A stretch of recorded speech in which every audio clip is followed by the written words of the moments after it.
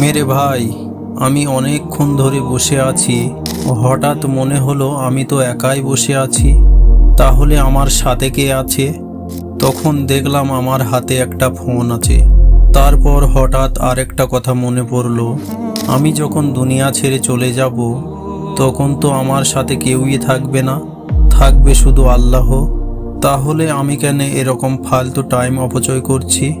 আমার সাথে থাকার দরকার আল্লাহ, আর আমরা সারাদিন Facebook, Twitter, Instagram, YouTube, Telegram এদের কেন টাইম দিচ্ছি? এরা তো কবরে কেউই থাকবে না, থাকবে শুধু আমার আল্লাহ।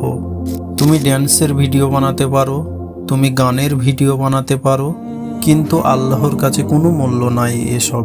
ভাই, তোমার কি মনে নেই সেই অন্ধকারে সেই কবরের দিন? আমাদের কবরে সবাইকেই যেতে হবে, কেউই চিরজীবন থাকবো না। তাহলে এই ক্ষণিকের জন্য মানুষকে কেন আমরা খারাপ রাস্তায় নিয়ে যাব? আমরা অনলাইনেও যদি থাকি, সেটাও আল্লাহর জন্য কিছু করতে চাই আমরা। সেখানে মানুষকে খুশি করার জন্য কোনো প্রশ্নই আসে না, আমরা আল্লাহকে খুশি করব সকল সময়। তাই আমরা যাই কিছুই করব সেটা যেন আল্লাহকে খুশি করার জন্য হয়।